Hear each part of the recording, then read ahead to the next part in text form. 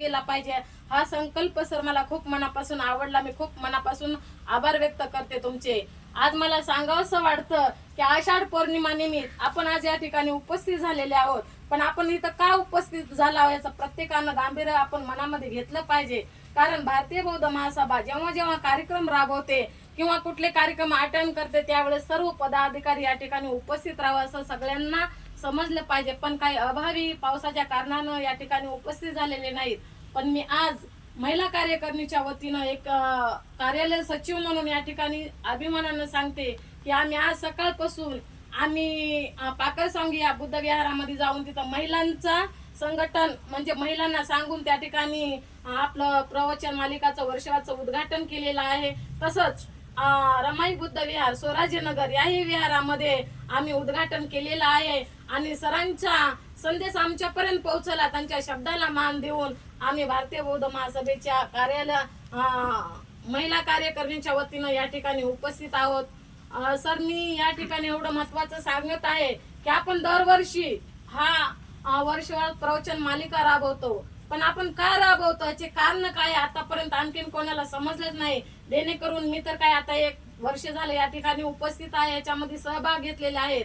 पण माझा अनुभव सांगते सर आज या आषाढ पौर्णिमा निमित्त की जे म्हणजे कार्यरत आहेत त्यांनी हे खूप मनापासून कार्य पुढे आणलं पाहिजे. कारण असं चाललेलं आहे की आपण कार्य करतो एक आणि चाललंय एक. पण हे असं न होता की जे डॉक्टर बाबासाहेब आंबेडकरांनी 14 ऑक्टोबर 1956 ला आपणाला बौद्ध धम्म ओटी टाकला, हा सगळ्यांनी गंभीर आपण ध्यानात घेतलं पाहिजे आणि ते कार्य तसंच जोमानं पुढे चालू ठेवलं पाहिजे असं माझा संकल्प आहे. कारण मी केंद्रीय शिक्षिका गेल्या वर्षी 7 फेब्रुवारीला मुंबईला होऊन आलेला आहे आणि मी तिथला अनुभव सांगते सर. म्हणजे तिथं जे लोक स्थायी कार्य करत आहेत, जे प्रवचन मालिका राबवत आहेत, जे केंद्रामध्ये विषय देत आहेत, ते तंतोतंत जिल्ह्यावर हे का होत नाहीत हे मला प्रश्न तुम्हा सगळ्यांना विचारायचा आहे.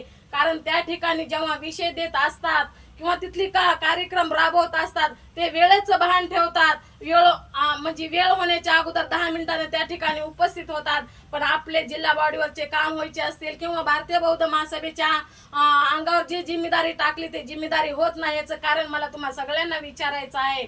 राहिला विषय आज आषाढ पौर्णिमा आहे, त्यानिमित्ताने मी सर्वांना शुभेच्छा देणार आहे. कारण आषाढ पौर्णिमा ही खूप महत्वाची पौर्णिमा आहे. कारण तथागत गौतम बुद्धांच्या जीवनामध्ये जी काही कार्य घडलेलं आहे ते प्रत्येक पौर्णिमेला घडलेलं आहे. आणि आजचा विषय महत्वाचा म्हणजे तथागत गौतम बुद्धाला जेव्हा ज्ञान प्राप्त झाले तेव्हा 5 भिक्खूंना त्यांनी प्रवचन दिलेलं आहे. आणि दुसरा विषय म्हणजे ज्यावेळेस तथागत गौतम बुद्ध आपलं घर सोडून चालले होते तोही दिवस आषाढ पौर्णिमाचा आहे. आणि ज्यावेळेस सिद्धार्थ गौतमाचा म्हणजे गर्भधारण होत होते तोही दिवस आजचाच आहे. कारण या आषाढ पौर्णिमेला खूप महत्वाचं मोलदान आहे. म्हणून प्रत्येक पौर्णिमा आपल्या आयुष्यामध्ये खूप चांगल्या पद्धतीमध्ये आपण साजरी केली पाहिजे.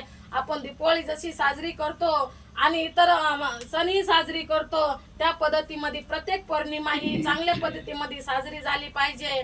आणि मी या ठिकाणी महत्वाचं सांगते म्हणजे सर विषय देत असताना किंवा कुणाकडे जिम्मेदारी दिली की कुठल्या विहारामध्ये कुठला विषय द्यायचा हे ज्यांनी त्यांच्यावर नेमवलं आहे ते तंतोतंत पालन झाले पाहिजे. कारण मी गेल्या वर्षीचा अनुभव सांगते, तो अनुभव मला आतापर्यंत भेटलेला नाही. पण ह्या वर्षी तसं होता कामा नाही. म्हणून माझं एक जिम्मेदारी म्हणून मी सगळ्यांना आग्रहाची विनंती करत आहे. कारण जो जिम्मेदारी मला तुम्ही देणार आहे त्याचं तंतोतंत पालन तर करणारच आहे. पण मी जशी घडली आहे माझ्यापासून दुसरी कशी घडणार आहे जिम्मेदारी माझी राहिली. कारण मी ज्या ज्या ठिकाणी जात आहे माझ्या सभासतील असतील किंवा माझे पाहुणे असतील, मैत्रिणी असतील, जो धम्म मी आचरण केला आहे तो कितपत माझ्या अंगी उतरला आहे मी दुसऱ्यांना सांगण्याचा प्रयत्न करत आहे. आणि जी जिम्मेदारी मला भारतीय बौद्ध महासभेने दिलेली आहे मी इतर नाही तंतोतंत पालन करण्यासाठी आग्रहाची विनंती करीन. आणि इथं वर्षवास निमित्तानं उद्घाटन झालेलं आहे आणि उद्घाटन करण्यासाठी आपले सर्व पदाधिकारी या ठिकाणी उपस्थित आहेत. आणि हे कार्यक्रम करण्यासाठी जे खीरदान दिलेले आहे बटवाडताई त्यांचंही खूप खूप अभिनंदन आहे या ठिकाणी. कारण माणूसच माणसाला छळत आहे. कारण धम्म कार्य करत असताना माणूसच माणसाला छळत आहे इथं किव येईना कुणा. माणूसच माणसाला छळत आहे इथं किव येईना कुणा. माणूसच माणसाला छळत आहे तर किव येईना कुणा. किल्ल्याच्या किल्लेदार सारे भीमा, किल्ल्याच्या किल्लेदार तुझ्या सारे झोपलेत भीमा, किल्ल्याच्या किल्लेदार सारे झोपलेत भीमा. तू कार्य एवढं करून गेलास, तू कार्य एवढं करून गेलास तरी आमच्या पदाधिकारी झोपलेत भीमा, आमचे पदाधिकारी झोपलेत भीमा. एवढंच बोलून या ठिकाणी थांबते. नमो बुद्धाय, जय गुरु.